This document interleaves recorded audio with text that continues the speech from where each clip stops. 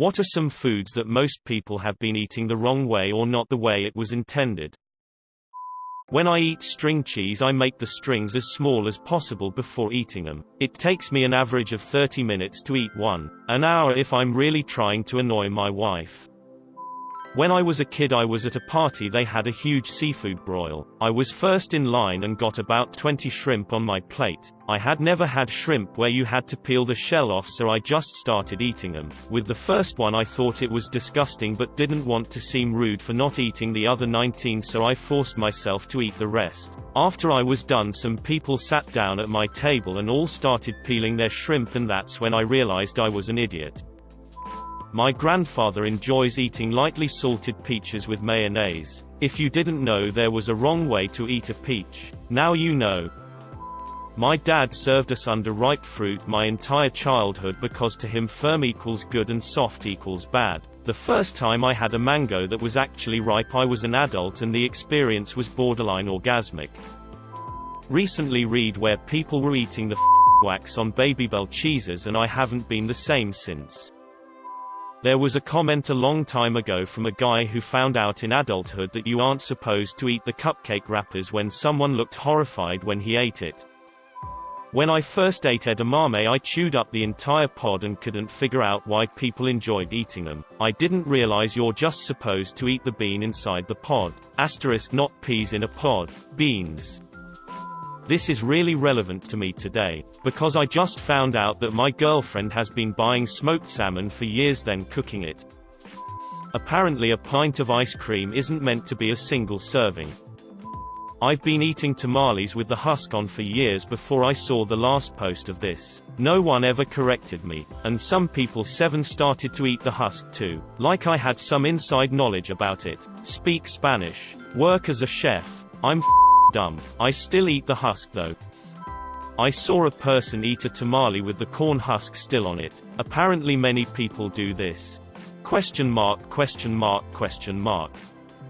A man once sued a restaurant in Miami for serving him an artichoke which he promptly ate all of. I don't mean like he finished the artichoke, I mean that this guy, who apparently is a doctor, just ate the entire thing, including all of the inedible parts. For those of you who have never encountered an artichoke, the edible part of the plant is a fleshy substance that is on the inside parts of the leaves. You scrape it off and eat that part and discard the leaves. The artichoke heart, at the middle of all of the leaves, is also edible and delicious. The stem and the fibrous leaves are not edible. Well, I guess except to this guy.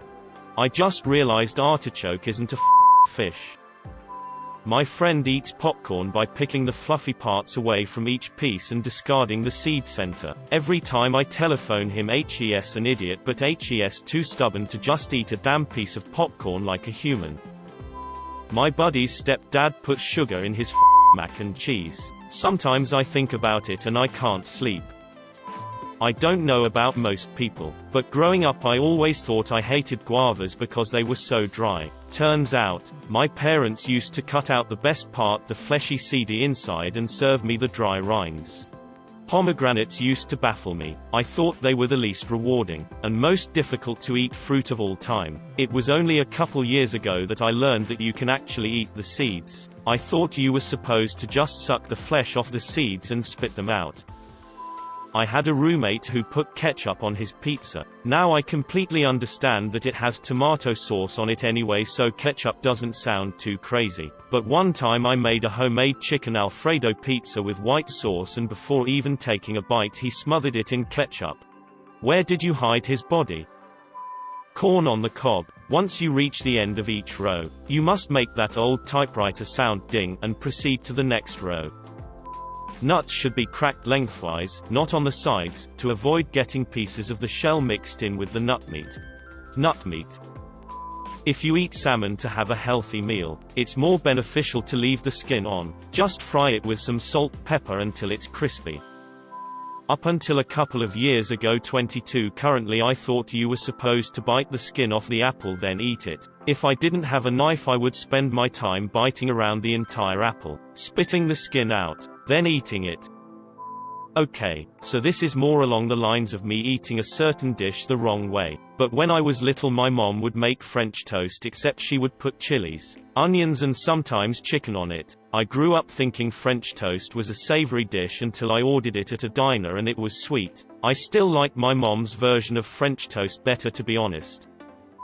Not many people know, but you are supposed to remove the membrane that is on the bottom of a rack of ribs before you cook them. It makes them easier to cut and eat.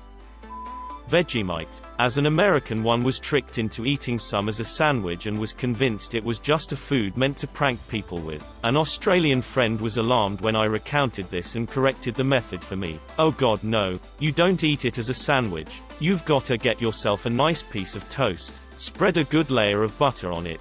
Then just the tiniest scrape of Vegemite over that.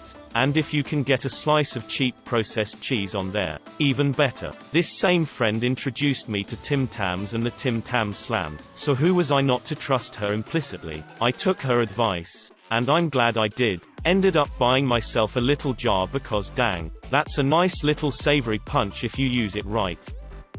My grandpa would peel a green apple using this nifty little device, then salt it and put it on a stick and give it to me. Ginger with sushi. You're actually supposed to eat the ginger slices between eating the rolls of sushi so as to cleanse the palate. Although, personally I love putting ginger and wasabi on my sushi roll then eating it in one bite. The previous time this question was asked, someone replied, sucking the caviar straight out of the fish, and I laughed myself straight into an asthma attack. Sauerkraut. At least per my Bavarian milled takeout of jar, rinse lightly, don't remove all the flavor. Sauté onions and carrots. Mix in kraut and broth. Simmer for an hour or so until it's tender. Eat with gravy. It's a side, like mashed potatoes. Not others, but I don't take Oreos apart and lick the frosting off first. I just bite into them like a savage. Wait, you bite them? I just throw the entire thing directly into my mouth and deal with the aftermath. Growing up I hated steak. My mom didn't want us having undercooked food, so steak was always well done. I was about 25 when I tried steak at a wedding that was cooked correctly. Now I love steak. I used to hate chicken for this reason. My mom would bake the hell out of it and it would be dry and rubbery. When I started cooking on my own, I went through a list of all the things I thought I didn't like and tried them again. I love you, Mom, but you need to learn to use a meat thermometer. To everyone who eats spaghetti with a little itty bitty smidge of sauce at the top with the rest completely dry and white, atone or be banned from cooking forever. Ladies and gentlemen of Reddit, do whatever you'd like behind closed doors. But please remember, if you're eating a banana in public, it's banana to mouth, not mouth to banana. You have to devein shrimp, or else you're eating their poop.